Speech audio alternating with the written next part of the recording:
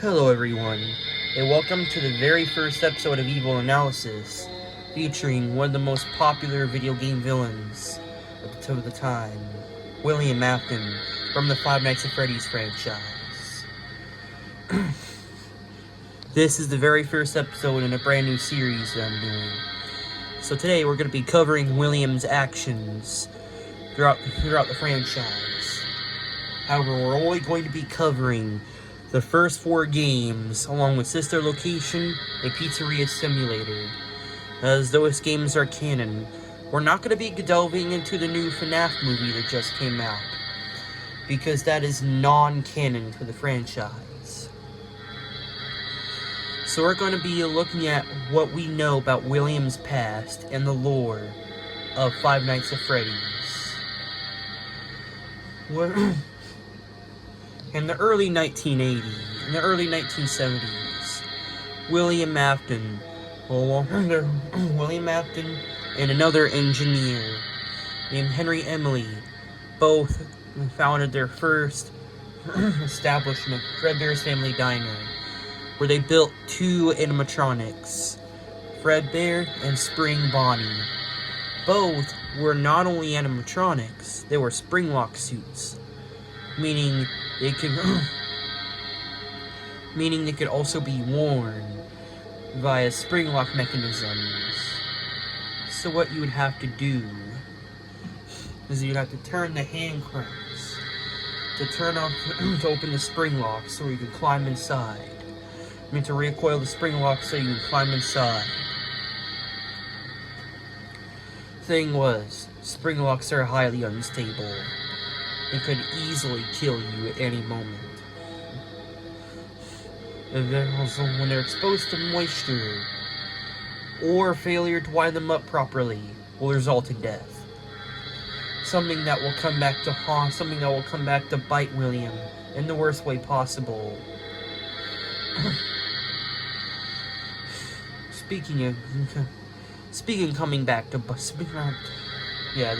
will be something that will haunt. This will be something that will come back to haunt William in the worst way possible. Literally. William's heinous act. There, in Fredbear's Family Diner, William committed one of the most heinous acts on a child that you can ever imagine. Murder. He dressed up as Spring Bonnie. Anyways, as the company... that's later. Anyways, the company got bigger, and it was biggering and biggering and biggering. And they built more animatronics. And it even established more locations. Where William then did the unthinkable on a child.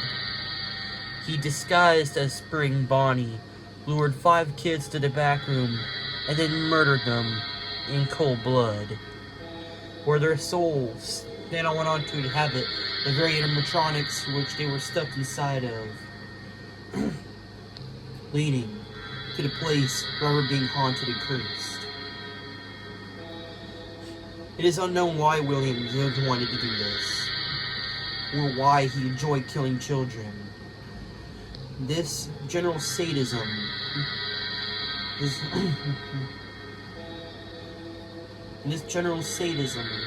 will lead him to murder more kids in the future.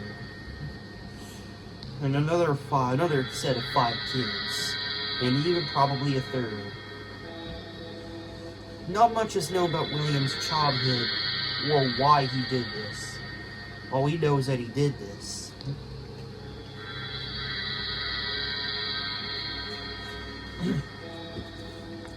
And so, eventually, Henry, getting tired of William's antics and getting the location shut down, designed new animatronics that were meant specifically to keep him out, as well as to protect the kids. These were, of course, the toy animatronics. The toy animatronics obviously did not do their job, as William snuck in anyways and killed another set of 5 kids. And not only killed another set of 5 kids, He also murdered Henry's own daughter, Elizabeth, who went on to possess the puppet, the very same animatronic who was meant to protect her.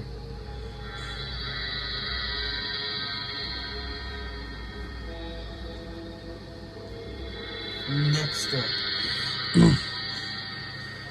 in the set of 5 kids who were murdered, went on to possess the 5 toy animatronics, in which their bodies were probably stuck inside of tube, which is obviously not a good combination, as the foul odor from the bodies inside the animatronics led to the locations being shut down. And no, not very good for a restaurant, right?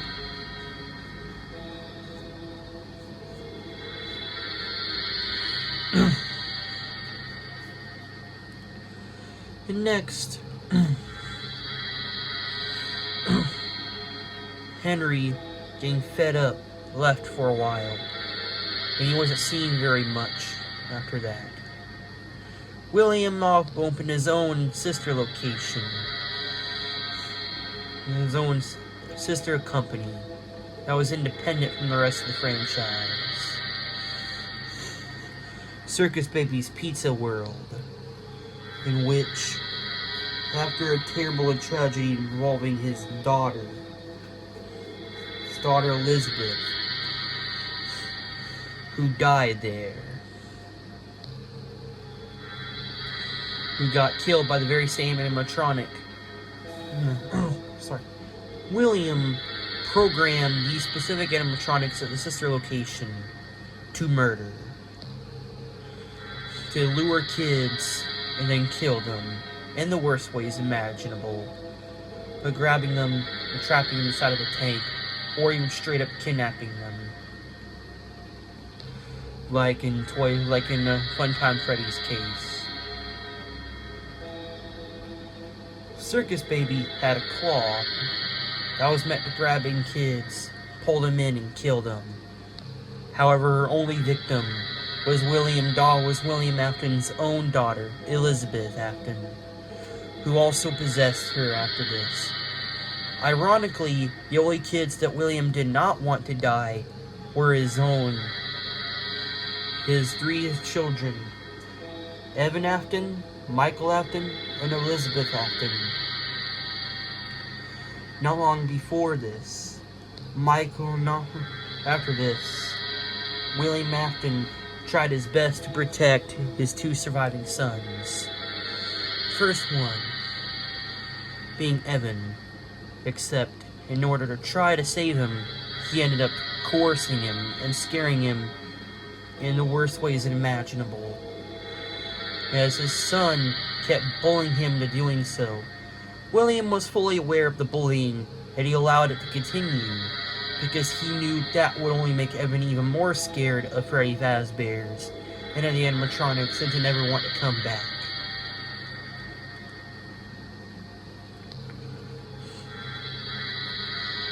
And as we can see in the FNAF 4, as we could see in Sister Location, where we punch in the code, we could see the camera from FNAF 4.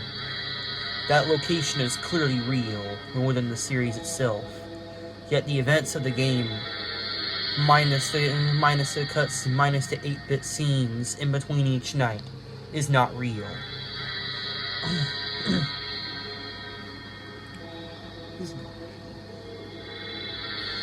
So likely, one of 2 things happened. Either William was using gas, or were making his son hallucinating the events of the game, or more likely, they were the result of a nightmare after the fight of 83, which we see at the very end of the game, at the end of Night 5, after what happened to poor old Evan.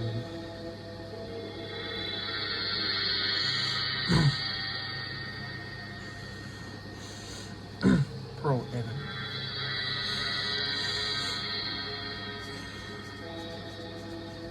And so, sometime after this, William returns to Freddy Fazbear's and he murders, and he destroys the 5 animatronics, which, whether he intended to or not, or knew or not, release their souls.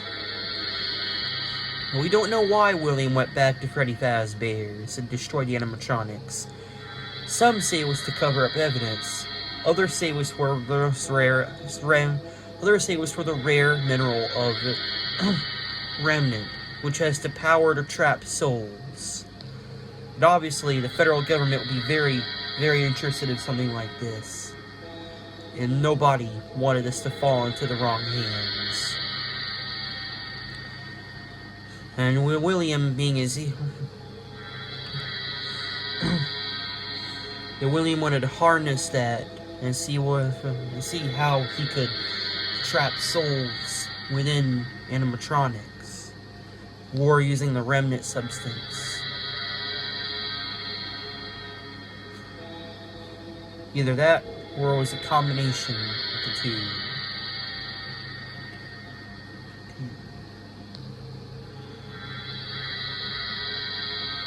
We don't know why he did this. He just did it. And after the souls were released by destroying the animatronics, they scared him into the back room, where William then hid in the spring Bonnie costume to try to hide from them. However, due to being exposed from the rain, from a simple raindrop, as the building was very old and decaying at that time and it was abandoned, so it makes sense that some water would come in and would land on William, land on the suit, causing the spring locks to go off, crushing William inside of his very own suit, killing him, or so he thought. As 30 years later, in the year 2023, some idiots opened the safe room and found William inside of the spring Bonnie animatronic, which then was nicknamed Springtrap, obviously because there was someone inside of it, and they could tell that he died horribly and gruesomely. Yet, whether they knew it at the time or not, it was in fact William Afton who was inside of that suit. Although we could tell that he made no attempt to hide this. We could see from William Afton's behavior, we could see from Springtrap's behavior in FNAF 3, that he prefers to hide from the cameras. He is aware the cameras are there. He doesn't want them to see him or notice him. So in a lot of the cameras, he tries his best to hide from them. And he tries to the best of his ability to hide him. And he got away with 2 to 3 sets of murders of 5 kids who were investigated. He was probably suspected. Some knew he did it, yet others had no clue that it was him. This shows that William is probably a master of manipulation and is a master of hiding.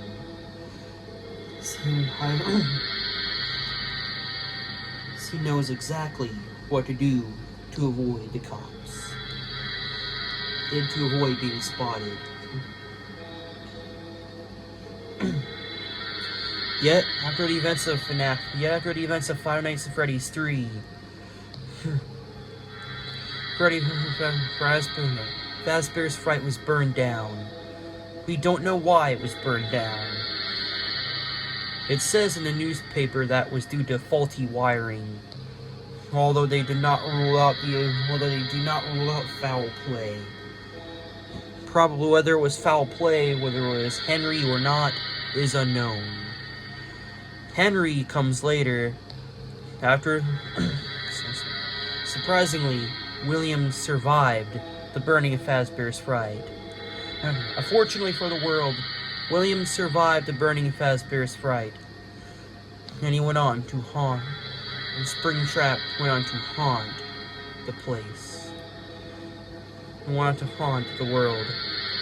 We don't know what damage he sustained, although he eventually becomes the animatronic Scrap Trap, a very controversial figure, in which I agree I think Trap should remain as Springtrap for the events of Pizzeria Simulator. And I can understand that Scott was never good at drawing, still. And was never good at drawing humans, still. You could do a better job than that. Anyways.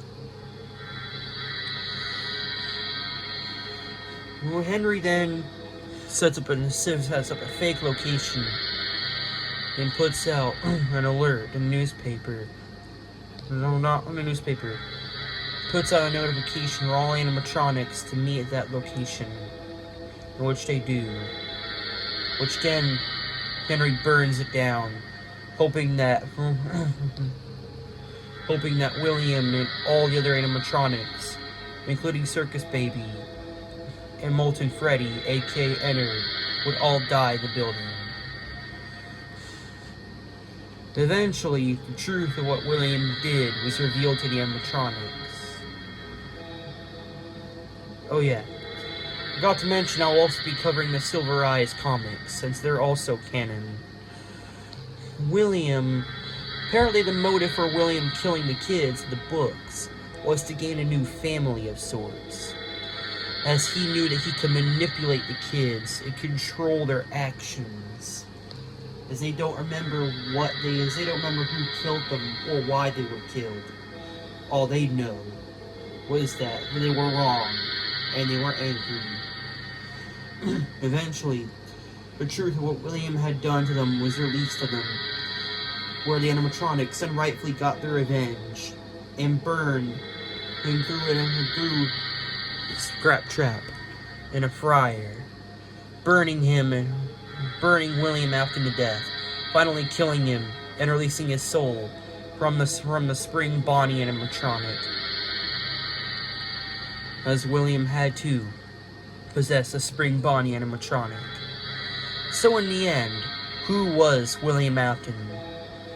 William was a cunning tactician, master manipulator, and master hider. A sadistic serial killer who took pleasure in almost every victim he took. Some he probably killed just to avoid any evidence coming out, or to avoid any snitches. Yet, William still killed for enjoyment. And so in the end, William Afton truly was evil. Thank you for tuning in to this episode of Evil Analysis. I'll be making one of these episodes whenever I feel like it and am able to do so. And this was my Halloween special. And I hope you all have a happy Halloween. Bis bitte, meine Freunde.